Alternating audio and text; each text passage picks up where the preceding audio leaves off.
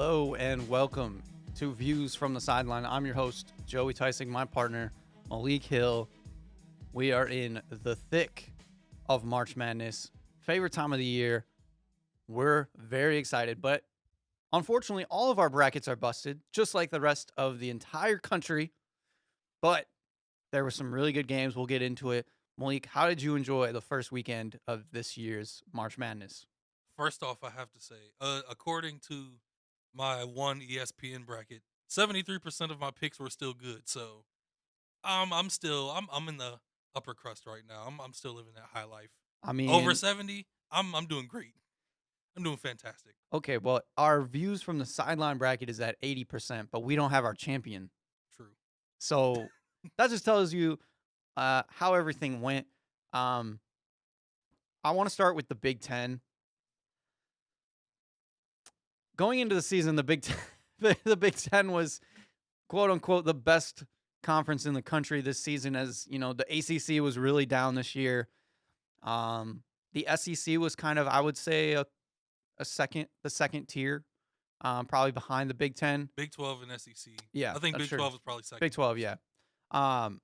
And man, the Big Ten just fell flat on their face. Although, yeah, it actually looks like now the Pac-12. They came out of nowhere. We'll get to them after Yeah, this. I was going to say that's something that I wrote down to talk about the Pac-12. But man, within the first day, our number 2 seed, Ohio State, fell to Oral Roberts, one of the biggest upsets we've had in a while since, Michigan State lost to Middle Tennessee. Was that after Florida Gulf Coast? It might have been after. I believe so, but yeah. I believe Florida Gulf Coast was a 13 seed. They're 15. Were they 15? Yeah. Oh, okay. But there's only ever been, 15 over 2 upsets? I can't remember ever. The exact number. Something like that. It's a really low number. And Big Ten's been a part of 2 of them. But, yeah.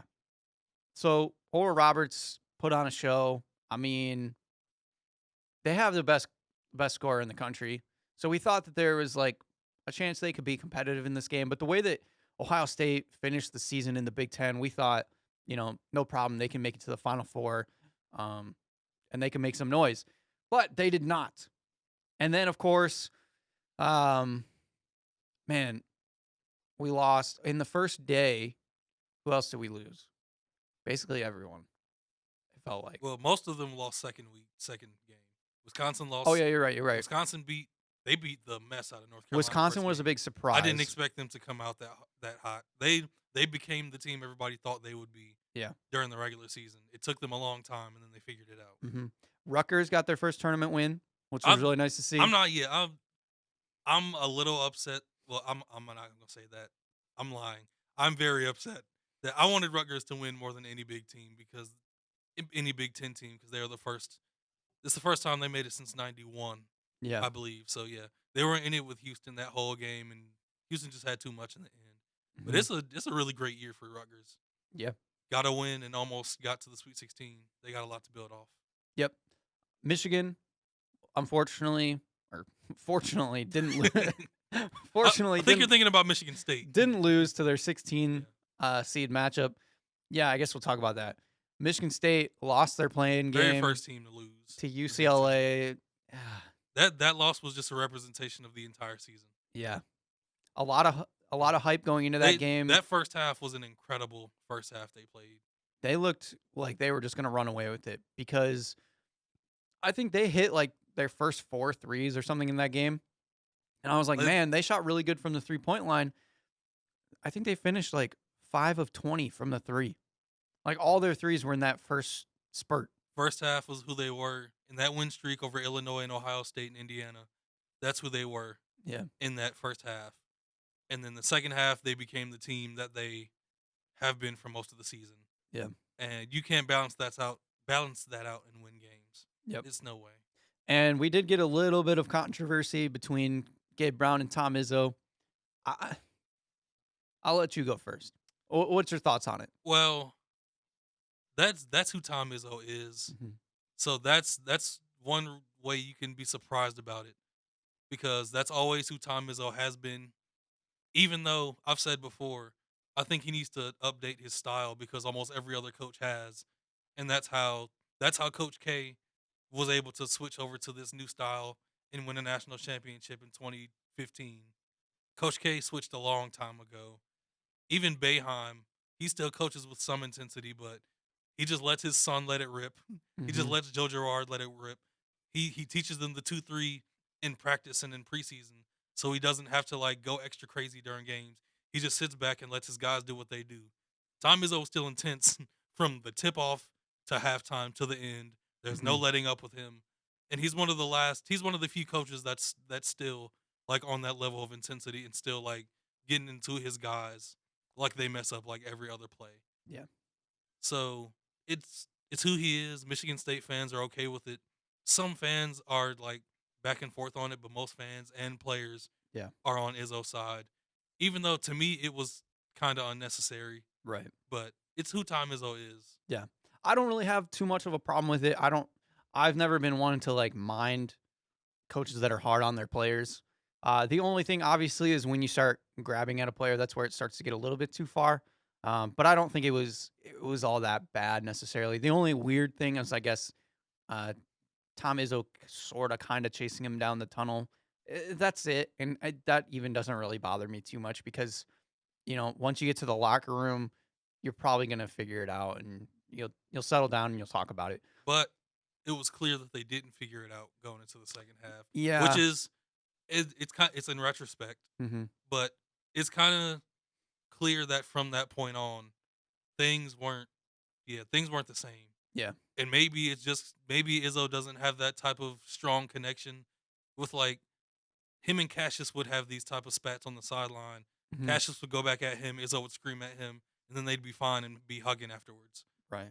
That doesn't work for every player. Yeah. Or and like they said, the last time that this happened was With in the tournament it with was Aaron Aaron Henry. Henry, but yeah, they have that type of connection. Hmm.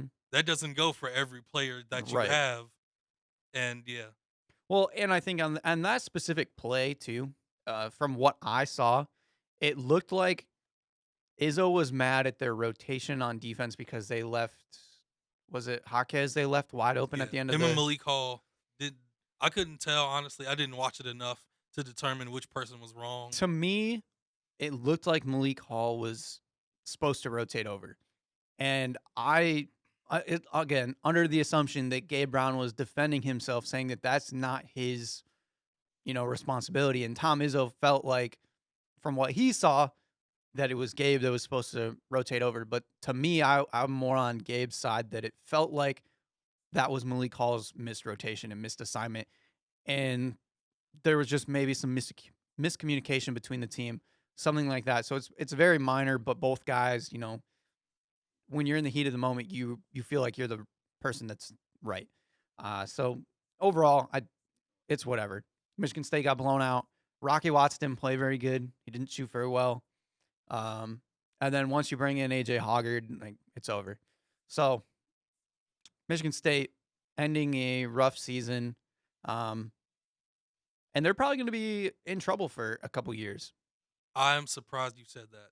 There are a lot of MSU fans that I saw on Twitter that are like, "Thank God the season is over. We'll be back to normal next season." And in my mind, I'm like, "Why do you think that is?" You're losing, Langford is gone. yeah, Aaron Henry's he's not coming back. He's going to the draft. right. His I stock, I feel like, grew yeah. from this late season run. I most likely think at least two guys are probably going to transfer. You have Hauser back. That's the most positive thing. You have three freshmen coming in that you're going to have to depend on heavily. What part of this is like, well, how do you expect them to be back to normal? Hmm. I don't understand it. Yeah, I don't see it either, and um, I just think they're going to need more time because I mean, it's hard to even say what's going to happen because I'm sure there's going to be guys that enter the transfer portal, and that's going to be a big determining factor of what this team's even going to look like next year. So I guess I'm not even going to comment on it because we don't know what the team's going to look like per se because transfers are at an all-time high right now. People are moving all over the place all the time. In football, it's insane. Yeah, in basketball is slowly starting to catch up with that too. And especially with now like this being a free year. Everybody can come back if they want to. So that can change a lot of things. And if certain teams want to continue going for a championship, maybe they'd be like, "Hey, I know you had a rough time over there at Michigan State. Why don't you come play with us and we'll make a run for the tournament?" So things like that can happen. So Michigan State, I feel like they could be in some trouble in the next year or so. Um, but we'll see. Other Big Ten teams, Iowa, they took care of business at the beginning. Um, we'll talk about their downfall. Yeah, Luca, you can't blame Luca Garza. No, he put his heart He out on the he line. he put 36 on Oregon and never like quit. He never stopped. He Yep. just he kept going. And we He knew, deserves a lot of credit. yeah, and we knew from the get go that Oregon would be a tough matchup for Iowa. Um, I found out that my brother has a big hate for Oregon and Duarte. He doesn't really like him. Thought he was really cocky and punk, but Because Duarte is the truth, I and he mean, showed it. it, even though my brother says that, that's kind of my brother's play style. So that's probably why, you know, two wrongs don't make it right kind of deal. But yeah, Iowa falling to Oregon, just missing out on the Sweet 16, pretty unfortunate.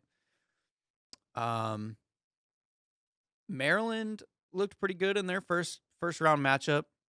Um, they play. Who did they play? They played Alabama second round. No, but who did they play in the Oh, first round? UConn. Oh, Yeah. UConn. That's right. I picked UConn, and I was honestly surprised about how well Maryland played against them. They had a size advantage, but I figured UConn would like hit more shots Yeah. and have the skill advantage. But Maryland, especially Aaron Wiggins, he showed out in these 2 rounds. He's a first round pick in my opinion. I don't know Yeah. if he will be, but he has the talent to be. Yeah. And then in their second round, they hung with Alabama for a little bit. A little bit. And a little bit, and then Alabama ran away. Once Alabama turns it on, I don't think there's any team in the country that can hang with them once they turn it on like that. Mm-hmm. Like they have 5 or 6 guys that literally have an unlimited clip, Yeah. and can get hot within seconds. Like Mhm. it's pretty crazy. I don't know if I've seen another team like them with that many guys that can just get hot that fast. It's terrifying. Yeah. And then another team that was surprising, at least to me, was Wisconsin. I thought going into the tournament that UNC looked really good and that UNC could maybe make some upset run. Wisconsin put the brakes on them. Like, Wisconsin blew them out. To be fair, they couldn't miss. I think Brad Davison finished with 27. Listen. 7-year this vet. entire season, he is just underwhelmed and looked bad. And Mhm. now he wants to look like the senior leader that's carrying the team. Yeah. I didn't understand it. It just confused me completely. Like every shot, he looked confident. It just made no sense. Yeah. It made no sense. Mm-hmm. Dimitri Trice is the guy, but I guess that was his one shining moment. It's the NCAA tournament. Mm-hmm. He had his moment. Yeah, so they got matched up with Baylor in the second round, which was tough. They hung around for a bit, but Baylor got out to like a 10-point lead, and Wisconsin could never really break that 10-point margin. Like the clock kept ticking down. They were like 15, then they broke it down to like 12, and then it was just like 10. They could not get past that double-digit mark. I think if they would have broke into it a little bit more, maybe they would have had a chance for it. But they could not get anything down. Brad Davison was off. Dimitri Trice was off. It just didn't look good for them. And Baylor's the number 2 seed technically overall, a number 1 in their region. So it was going to be a tough matchup, but Wisconsin, they surprised me and they played pretty well overall. Yeah, honestly, when it came down to it, like you said, whenever Wisconsin appeared to be getting close, Baylor they were just too fast, too athletic. They would always make a play to where it was either a blow by for a layup or rotation for an open 3. Like they would make plays where they just looked so much better and like more talented than Wisconsin that they just couldn't get there. And Baylor played great defense at times when they needed to. Brad Davison, he couldn't get past any of those guards. Yeah. He just couldn't. Dimitri Trice had it going for a little bit, but couldn't for most of the game. Micah Potter was like the only person that like really was able to have a solid game. But yeah, just another bad matchup. Yep. And then the other big stinker for the Big Ten, Purdue. They weren't ready. They I, got I thought ups. they were. I thought they would be ready with all those freshmen, but they weren't ready for prime time. This was for me, this was almost like the least likely upset of the first round. Because, you had teams like Ohio that you're pretty sure, Virginia's in COVID protocol. There's a good chance of that. UC Santa Barbara was playing really good going into the tournament. There's a good chance for that. Eastern Washington, even.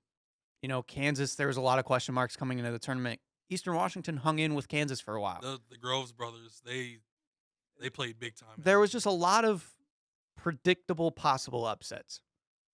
North Texas over Purdue was not one of them. And that's the problem with people's thinking going into March. Exactly. They tried to pick the most likely upsets. Mhm. When the least likely upsets are usually the ones that happen. Yeah. I, for sure, thought that Travion Williams was just going to eat this team alive. He did not do that. He played okay, but I think he finished with like 14, 13. It seemed like Purdue tried to go to him, and it seemed like when he didn't get going, they just went away from him. Yeah. Which is weird. Like, I would have tried harder Mhm. for him, like, to get him dominating. Like, he had that one play where he dunked on the dude on the fast break, and I figured from that point on, like, he was going to turn it up. But yeah, they never like stuck to it. It seemed like because they couldn't stop North Texas on the defensive side, on the offensive side, they just kept trying to like chuck threes, Right. and it just didn't work out. Yeah. So another disappointment from the Big Ten. And now we get to the big dogs. We're going to start with Illinois. Illinois crushed Drexel in the first round. Big surprise. No surprise. Then they got to face off against Sister Jean in the second round. Sister Jean was able to upset Georgia Tech. I'm happy that you're just calling them Sister Jean. And she was able to upset them. You know that Loyola Chicago is a better team than the 8 seed that they were given. I think a lot of people kind of forget that. They were by far the most ridiculously underseeded team. Yeah. In the tournament. I mean, it makes a little bit of sense. They play in a small conference. It took Gonzaga a long time to be like a renowned team in the country. And Loyola Chicago is... They're like a 4 They're not seed. going to get there, I don't think, but they're sneaking up there. If Porter Moser stays there, I think they could become the Gonzaga of the Midwest. Yeah. But the Marquette job is open. Indiana job is open. Yeah. I think he might take one of those. And so Loyola Chicago got past Georgia Tech, and they just stifled Illinois. They dismantled it from the beginning. Illinois had no answers. Cameron Krutwig, Braden Norris. Krutwig surprises me every time I watch him play. I love watching him play. He's more skilled than every big man he goes against. Down the stretch in that game, a lot of the announcers were talking about, let's get it to Ayo Dosunmu, let's get it to Ayo Dosunmu. It makes sense. He's your best player for Illinois. Cameron Krutwig would be the one to come up on traps.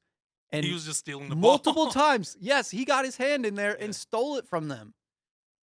I think he stole it from Curbelo the one time. The guy is skilled, and people just overlook him because of the way he looks, to be completely honest. That goes for almost the whole team. Like, yeah. I forgot what the name of the 2 guard. He won Defensive Player of the Year in that conference. Williamson? Yeah. Mm-hmm. He's really good. Him and Krutwig were the ones that had been there for the 4 years since they made the Final Four. Both of the guards they play are really skilled and can shoot it. They're so disciplined. That's the biggest thing. Like, and they're tough too. There's no ego with that team. They don't care who gets the bucket. They just strap down on defense and stick to what they have to do. Every rotation is like, it all makes sense. Everybody's in the right place at the right time. Yeah. Like, and their offense is really smooth too. It's one of those things that I really enjoy watching. It's why I enjoyed watching the Warriors play a lot, is because of the ball movement. Loyola Chicago has really good ball movement. And again, that's centered around Cameron Krutwig being a really good passer. They can give it to him in the post. He can either make a move and score, or he can dish it out. And those guys are so unselfish that they'll just keep moving the ball so they get an open look. And they're all good shooters. And they're just dangerous from everywhere on the floor. And that's just a veteran team. You got some guys that have been around. You got a coach that's been there. It's just a perfect mixture for another deep run. And to be able to knock Illinois off, who obviously our views from the sideline, we picked them to win the whole thing, and we're not alone in that sentiment. Whether a lot of people thought that Illinois could be the one to be cutting the nets down at the end of the season, Loyola Chicago shut them down, and now Loyola Chicago could make another Final Four run because of the way this bracket now works itself out, which is crazy to think about. Because who do they got to go through in the next round? They got Oregon State now. Yeah, so That like should be a win. they get a pretty easy draw in Oregon State. Now Oregon State's played really good. They just knocked off Oklahoma State, so I'm not going to discount them. But looking at the guys that Loyola could have been facing, it could have been a different story. And then they beat Oregon State, and then they play the winner of Syracuse or Houston. Houston, I think, is beatable. And if they have to play Syracuse again, they're a veteran team. That would be such a good matchup. It would be. But they're a veteran team. What I think they could be so disciplined to play against that zone. Yeah, I don't know if Dejan Giroux is going to be healthy after he messed up his ankle in the last game against Rutgers. So they could lose to Syracuse. Yeah. Yeah, that Syracuse-Loyola Elite Eight game would be very interesting. Yeah. So you'd see, like, Loyola would get a 12 seed in Oregon State and then an 11 seed in Syracuse. That is heck of a draw. Exactly what they wanted to see. Now, again, they had to beat Illinois to get there. Exactly. But they beat Illinois, and now it's like smooth sailing for the most part. It's just crazy. And, man, it sucks for the Big Ten, but it's cool to see Loyola making another run. Sorry that I doubted Loyola Chicago. I forgot that we are a Loyola Chicago podcast. I'll get back on board. Now to the one team left. And now to the only one that's standing that everyone thought wouldn't be standing. The Wolverines. Well, there were some people that still believe Michigan was good enough to make a bit of a run. But a lot of people were afraid of this LSU game. I thought after the first round it was a toss-up. Yeah. So they got past their 1-16 matchup, as everybody should, unless you're Virginia. And then they got to play LSU, which is really scary, high-powered SEC offense. Listen, man. And Cam Thomas. He is a baller. He is good. I haven't seen a freshman that could score like him. Mm-hmm. I don't know if I have since like Carmelo. Yeah. Has there been a freshman that could really just fill it up buckets like it? Like how he came out in that, he didn't miss for like the first 5 minutes. It was crazy. Mm-hmm. And Michigan wasn't playing bad defense. Right. Like they were on them for almost every shot. He was hitting. Trendon Watford was hitting every floater. Javonte Smart could barely miss in the second half. Like the level of talent they have is ridiculous. But Will Wade just isn't. He's not it. Yeah. They play AAU basketball pretty much. Mm-hmm. Like it's just I collect talent and then I just let them play. Yeah. Which works up to this point. Right. But it's not enough. Yeah, and Michigan, they looked really good. Even in our text back and forth during the games, I kind of had forgotten about Michigan's defense. Their offense had been so good down the stretch of the season and things that I forgot that they're a very good defensive team, and they had to step up defensively in this game, and I believe they did for the most part. Those last 6-7 minutes of the game, LSU they got nothing easy. They could never get what they wanted. Yeah. I mean, as a defensive team, you don't want to give up 70 points necessarily, but as a high-powered offense as LSU was, I think it's a good give and take. The other big thing, obviously, Eli Brooks and Shawnee Brown. I think they combined for 42 points or something like that. This is why you bring in guys like Shawnee Brown and why guys like Eli Brooks are so important as the senior leader right. and a knockdown shooter. In games like this is where guys like this step up. And it's crazy because Mike Smith didn't have a good game. Yeah. He hit a few shots that were important, and in the last 3 minutes, he almost completely fell apart. Yeah. But all the guys around him were able to step up so much that they still were able to get the win. Brandon Johns played huge on defense. Yeah. At times. Like when he would get left on an island against Cam Thomas and Trendon Watford in those last few minutes of the game, he just held it up, Mhm. and he scored key points in the first half too. Yeah. Yeah, and I don't know, the Michigan just I don't it's so hard to tell if they're gonna be able to keep this up because I've heard a lot of people saying, like, "You're not gonna get that out of Eli Brooks and Shawnee Brown again." Like, Well, that's you don't have to, honestly. right, and They that have other guys. Franz Wagner hasn't played up to his level yeah, in the tournament yet. yeah, and What or if he has one of his and that's games? part of my point too, is I feel the same way where it's like, Hunter Dickinson hasn't been, like, dominant. He's been okay. Yeah. He's been doing his job, but he hasn't been anything special like we saw early on in Yeah. the season. And then Mike Smith in that first round game, he was the one that scored. So it's like you got a bunch of different guys that can score. As long as you get two of those guys to have really good games, you should be fine because their offense is just really good overall. So going into this Florida State matchup, it's another really scary one. But we've seen two different sides of Florida State. UNC Greensboro stayed with Florida State for the entire game. Florida It was State, yeah, it was ugly. yeah. Florida State won 64-54, I think. And Florida State's one of the best offenses in the country. And then they went and played Colorado. Yeah, they played Colorado and they just beat them big time. Anthony Polite hit like 6 threes, I believe. Yeah. I think they won like 71-51 or something. They just completely stopped Colorado. So it's hard to say what Florida State is going to come out looking like. I'm assuming they're going to be more to what they were during the regular season, which is really scary. As you mentioned, Anthony Polite is a really good shooter. It's weird that this I don't know how weird it is because he's an experienced guy and he's never had a game like that. Yeah. But he's a senior and Mhm. he should be able to have a game like this on this level. Yeah. So it's not that weird. But I don't expect him to have another game like that, honestly, Yeah. because that's that's his one game where he rose to the occasion as one of the leaders. Mhm. He's not that high level of a player to where he can keep that up to me. Yeah.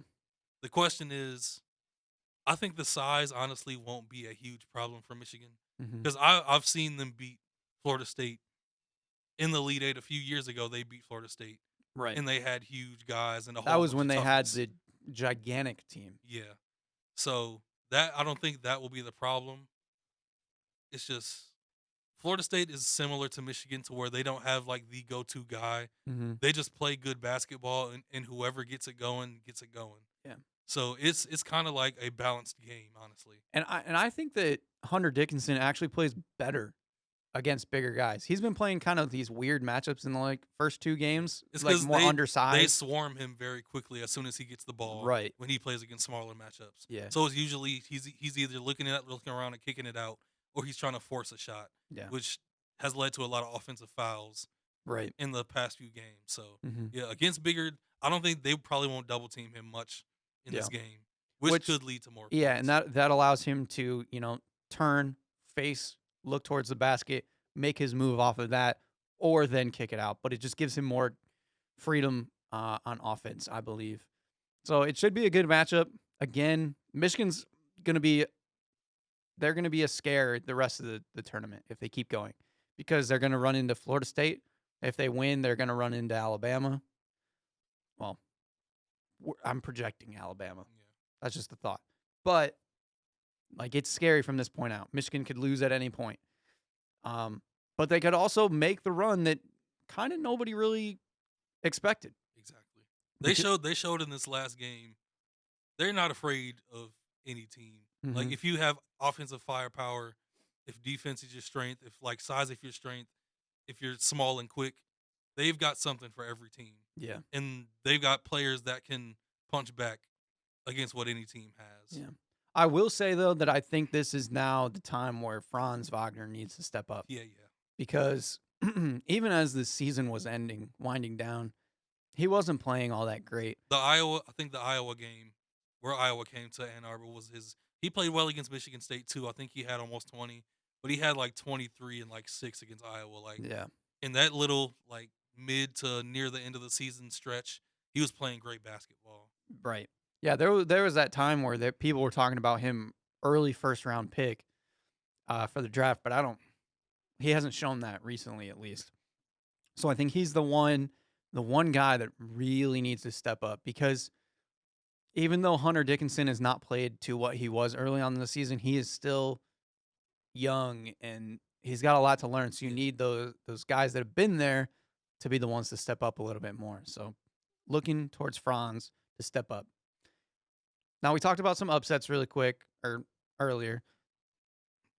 What was your like one of your favorite upsets, or what are the upsets that you still like going forward in this tournament? One of my favorite upsets, probably Oral Roberts, because it came out of nowhere. Mm-hmm. Like, from the beginning of that game, even though Max Abmas had it going from the start, there still was a part of me that was like, okay, once Ohio State kicks it into high gear, this is over. Like, Dwayne Washington he's going to get it going. EJ Liddell's going to start dominating down low. Right. They'll win by, like, it may still be close, but they'll probably win by, like, 8, 9, 10 maybe. And they could never make that run. Every time Oral Roberts would punch back, they'd have another dry spell. And then EJ Liddell would get it going, and they go cold again.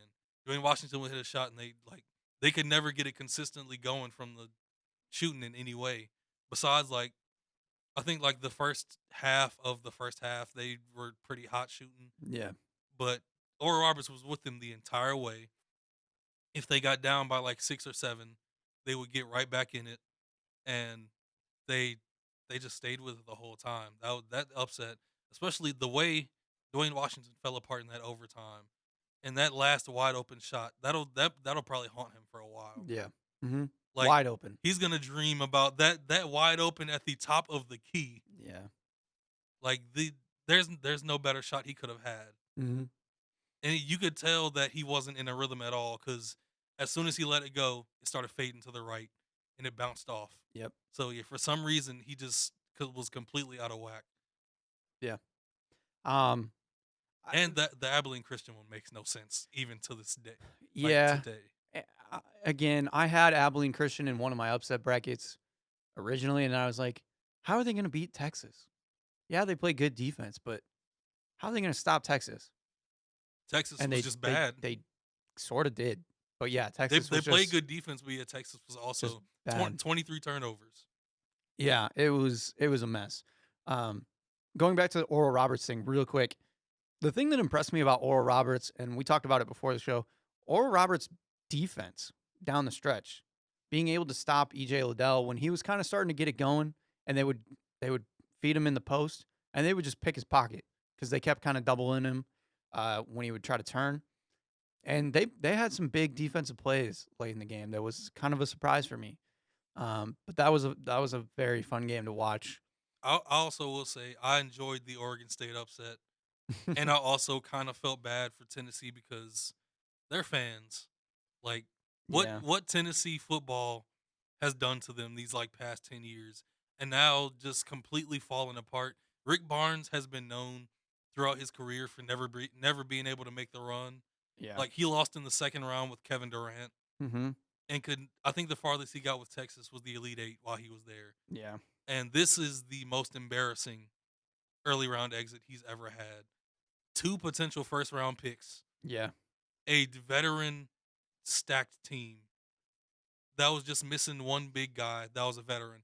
But the fact that you couldn't put out 12 seed Oregon State with all that talent, it was an embarrassing loss. Yeah. Just bad. And then Oregon State, like we said earlier, they went on and Yeah. beat Oklahoma They State. kept it up. Yeah. So it's kind of crazy what they've been able to do. My upset pick obviously is, if you know me, it's easy. Syracuse, Buddy Boeheim. I just like watching that team. I like watching Buddy Boeheim shoot the ball. He was unconscious in that first game. And It was ridiculous. you know, as much as it's nice for them to beat up on San Diego State, it's pretty funny. But I do feel bad for you a little bit. But just and then being able to see them go against West Virginia is a really fun matchup.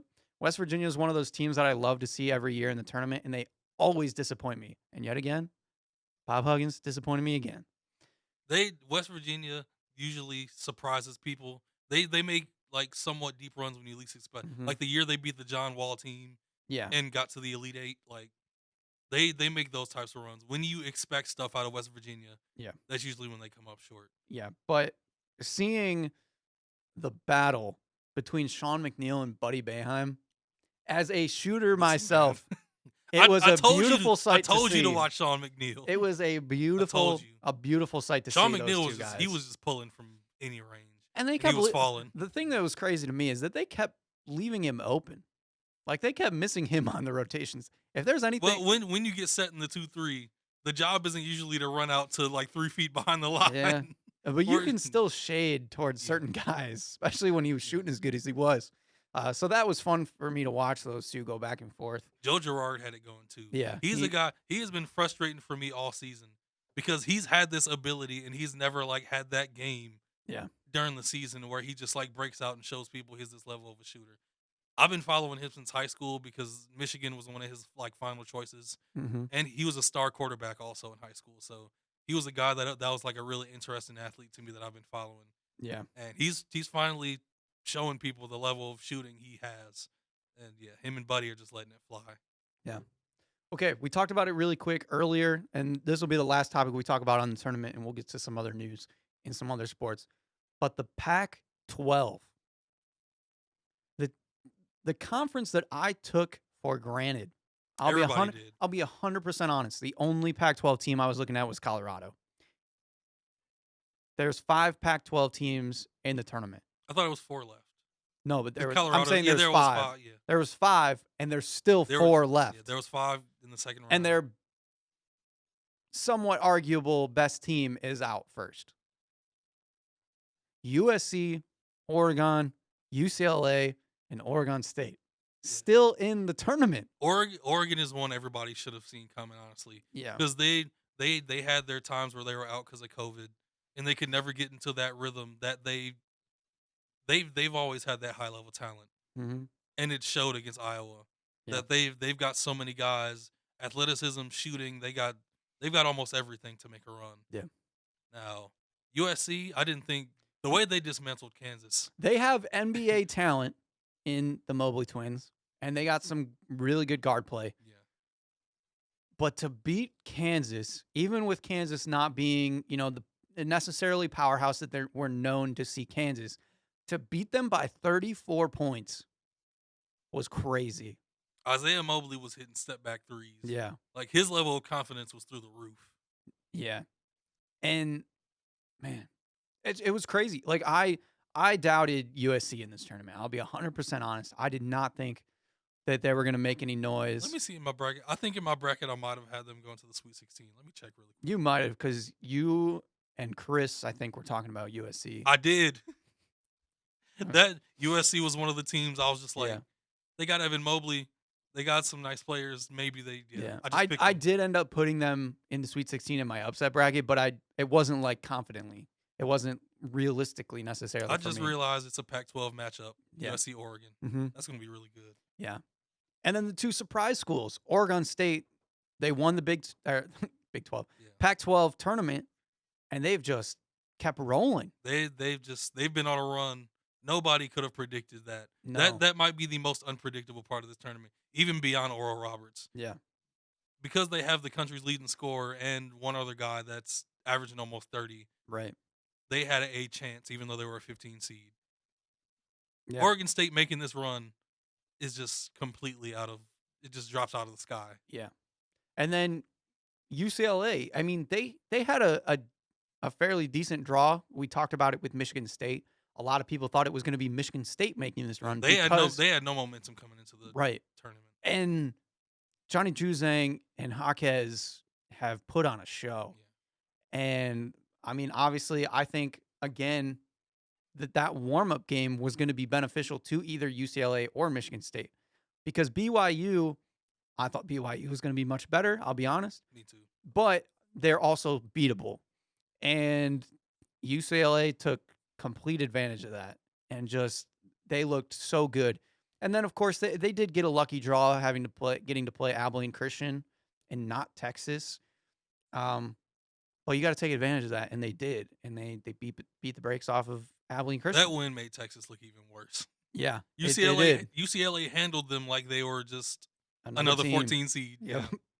And now UCLA is going to play Alabama. Even if UCLA loses, but they stay close, that's a hell of a season for UCLA. And I mean the Pac-12 in general. They're 25% of the Sweet 16.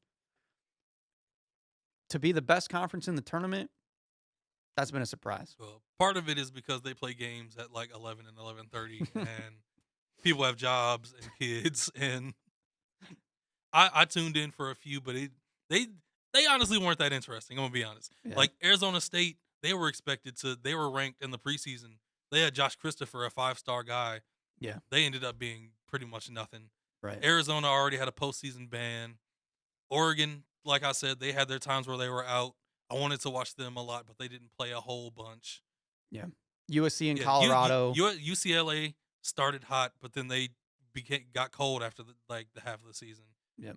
USC played well for most of the season, so I wasn't surprised that they were going to make the tournament. Mhm. And like you said, Colorado was the one I believed in. Yep. So, I yeah, lied. We have one more thing to talk about. What? Gonzaga.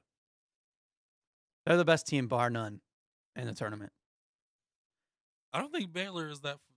I think them and Baylor are Yeah. by far the best. Yeah, but I would still But- say that Gonzaga has looked Yeah. almost unbeatable so far. They got too much firepower for almost every team. Even with Oklahoma somewhat being in that game, it was similar to Wisconsin Baylor. Whereas like Oklahoma, once they got to 10 points, they like couldn't break that 10-point gap. If Austin Reeves didn't have that level of Yeah.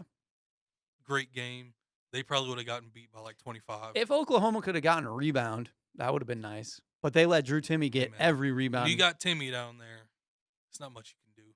Yeah, He's a they beast. needed an energy guy to be able to match Although Timme. 52, I think his last name was like Kuwait. He was blocking a lot of shots in the first half. Yeah. He just couldn't get any presence on Timmy down there. Yeah. And the more that I watch Jalen Suggs, the more I'm impressed. He's the truth. I like him a lot. I'm not going to say that I might want him at the Pistons, but I might say it. If he's there, I mean, Bye, Killian. you could play them at the 1 and 2. Honestly. Yeah, you probably could. You probably Because could. Jalen Suggs is more offensively talented. Killian is more of a playmaker and like a guy that sets stuff up. But so far, Gonzaga looks real deal. They're at the top of the food chain right now. Yeah. And who are they playing? Creighton, which is actually a good matchup. Zagorowski versus Yeah, Marcus is going to be- Zagorowski, he was the only one for Creighton that, you had to watch out for, and he's played well in the tournament so far. Creighton was kind of a surprise for me. if Mitch Ballard gets it going, it'll be a real close game. Because he's been really passive for some reason so far. Mm-hmm. He is a knockdown shooter. And them two need to be on their game in this one. And then I guess, too, you look at if Gonzaga moves on and then they got to play USC or Oregon, those could be tough Good- for them. Solid match. Having to play an NBA-type talent and Evan Mobley or just this high-powered offensive Oregon. If they play Oregon, I think Chris Duarte matches Corey Kispert. I think I honestly think he's a better player than Corey Kispert. Yeah. That's why he's probably my biggest draft sleeper. I could see it. All right. I think that covers the tournament. More games this weekend. We'll see. Do we mention all the Sweet 16 matchups? We just said We Gonzaga, kind of Creighton. did passively. I said USC, Oregon. We talked about Michigan, Florida State, UCLA, Alabama, Mhm. Baylor, Villanova. I can't believe Villanova's. I told you, the Jay Wright factor. Jeremiah Robinson Earl is averaging like 28-6. Yeah. He's such a pro. He's so good. Mm-hmm. But they're not winning this game. No, probably not. Arkansas, Oral Roberts. I think Oral Roberts has made a great run, but the way that Arkansas and Texas Tech game was so good and like a high level of offense, I don't think Oral Roberts will be able to do much with Yeah, Arkansas. I think Oral Roberts is going to have to be shooting the lights out because that's what Arkansas basically does. Kevin O'Banner has to get close to 30 again, Mm-hmm. and A. Smith, he's going to do what he does.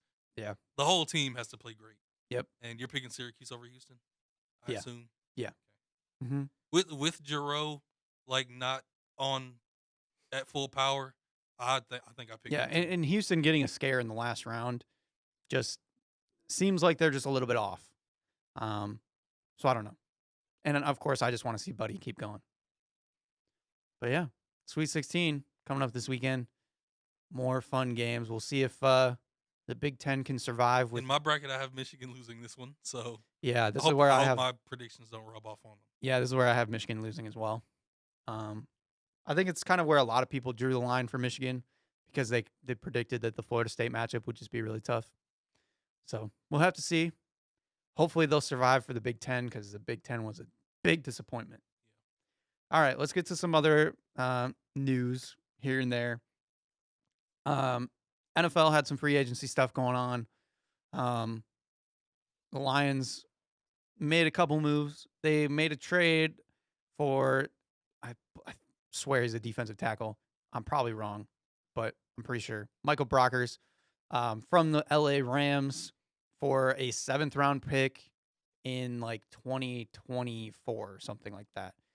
It really doesn't matter. It's a nice move. He was on the cusp of a Pro Bowl from what I've heard. So he's that caliber of talent for a 7th round pick because of salary cap issues for the Rams. Cool. I'll take it. There's the one little controversy was that he was the one that tweeted out for the Rams saying that he was happy to have Matthew Stafford being an upgrade over Jared Goff. And now he's getting reunited with Jared Goff. Welcome back. Supposedly they've made up, they apologized, and it's whatever. It's kind of part of the sport. You're trying to hype your team up. He probably still believes it, but at the same time, whatever. You move on. Be professional. Lions also signed Jamal Williams, which I think was a great signing. He's been really good for the Packers in recent years, and to have him paired with DeAndre Swift, I think is really good, especially if, Do they still have Kerryon Johnson? I have no idea. I hope not. I mean, how long was his rookie deal? He wasn't last year only his second year. Something like that. I don't know. Forget every memory about Kerryon Johnson. I mean, who knows? Who cares? I didn't like the 3-headed giant that they were trying to run last year with those guys. So Adrian Peterson was only on a 1-year deal, right? Yeah. Okay. Yep. And now he wants to play for a winner. I don't know if he signed anywhere yet. I don't think he has. So yeah. The Lions also signed. Who was it? I don't pay attention to Lions. Oh, they got Tyrell Williams. They did. I forgot about that. Which, before he got injured, was pretty good for the Raiders. So he was going to be their number one guy pretty much. Yeah, so I think that's an okay signing. I mean, it's kind of high risk, somewhat high reward, possibly. They also got Rashad Perryman. So they've replenished their receiving core. It's not great. Yeah, they still got to do some drafting. But like they got quality guys for those who are available. For a bridge. Yeah, right. Bridge receivers. Actually, if Tyrell Williams could be good on a good team. Yeah. But he's a great bridge receiver. Yeah. Rashad Perriman was on the Jets last year, right? Yeah. He made some plays for the Jets. Yep. He's a big ball dropper, but yeah. He'll make some deep plays. And they also got, what's his first name? Raymond from Titans. He's a return guy mostly, but he's also a wide receiver. Kind of a big. I know who you're talking about. He's kind of a big play guy. He wore number 14 for the Titans. I believe so. Yeah. So he's pretty solid. He's another one of those big play guys, kind of like a Marvin Hall. So like him and Rashad Perriman, could have some big games here and there, but we don't need them to have big games. We need them to lose. So again, this team will be decent. They can make some exciting plays with some of the guys they have, but they're not going to win very many games. Hopefully. We'll see what they do in the draft. It would be great if they could do what the Dolphins did, which was literally rebuilding in like 2 years. Yeah. But they're the Lions, so.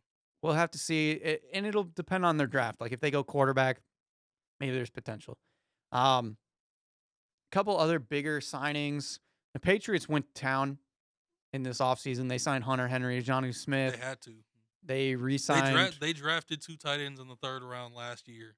Yeah. And Belichick is telling everybody, forget those picks. They never happened. Yeah. We got some real tight ends. They re-signed Cam Newton, which was interesting, but they surrounded him with weapons. They traded for Trent Brown, one of the best offensive linemen. They got Nelson Aguilar, who's You know, he's known for dropping passes, but last year had He's a really also good game or really good season. one of the better big play receivers Yep. when he's on. Yeah. So they've gotten some weapons to surround him. They also got Kendrick Bourne. Kendrick Who's- Bourne, yeah. he's decent. He's a solid rotation guy. Yeah. And I think that's most of it for the Patriots. Well, you just talked about their offense. Yeah. They got a lot on defense too.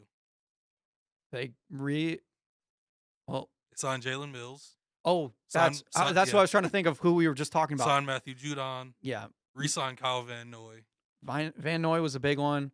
Jalen Mills, I think, is a really good pickup from them, because that would have been the end of his rookie deal, right? Coming from the Eagles, so now, yeah. And I think he's a good player. So the Patriots, you know, after taking a year off, they're like, okay, we're going back in. We're going to try to make a run at something. I think it was only, even though there's no such thing in fair in professional sports. Mm-hmm. I'm going to say it was only fair to give Cam Newton another year. Yeah. Because after COVID, he started out, that Seahawks game, to me, that wasn't like a big fluke. Mm-hmm. He had it going that game, and he was in tune with those Patriots. Doing that with that skill talent means he still has a lot left. Right. But after COVID, he wasn't the same. Mm-hmm. He said it himself when he was on the I Am Athlete podcast. The offense kept moving.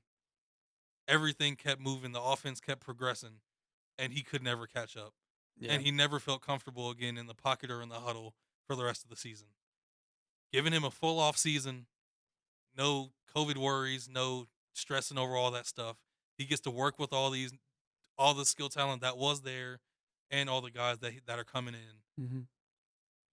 Now we get a real full evaluation of what Cam Newton could be with this team, and I like that they did that. Yeah. I also think they re-signed James White, which pretty good for him. I think they also re-signed Damiere Byrd, which I think is actually pretty good for them too.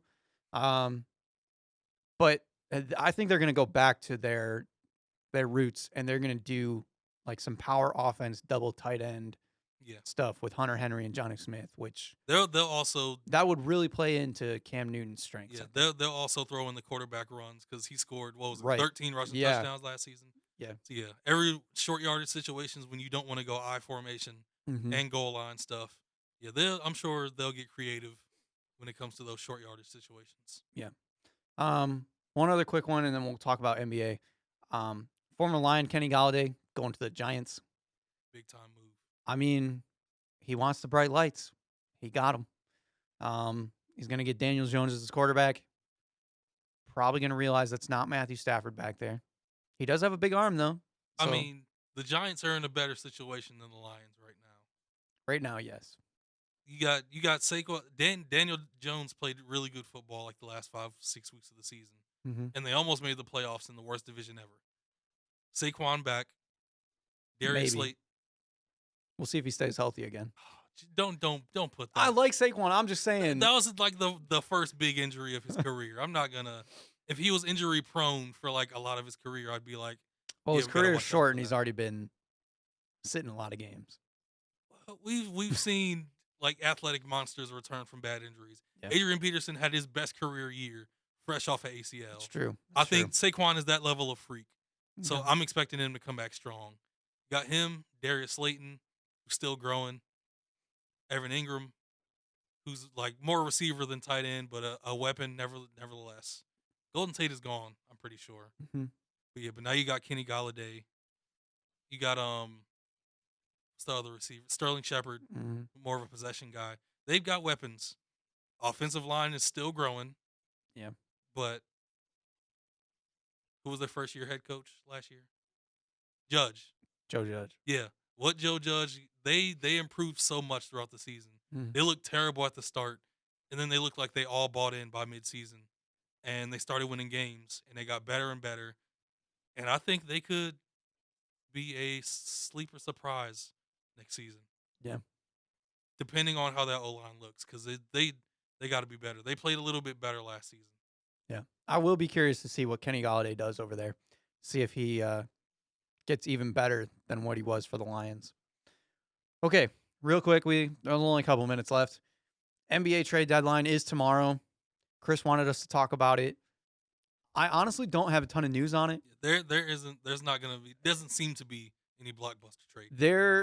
There was a lot of rumors, like usual, about blockbuster trades. I don't know if anything's going to get done. The Rockets, the Magic, they're trying to sell off all their pieces.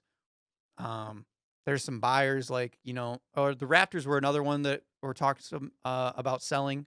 And then you got championship contenders like the Sixers, Lakers, Clippers, all looking for different things. Lonzo Ball is one of the big names that's been thrown out there. That's been my favorite rumor. Him to the Clippers has been the most interesting. And then there's a lot of rumors that the Pistons are, they're talking to people. I need them to stop. I mean, talking to people, that's normal. There's a lot of people that have been inquiring on Jeremy Grant.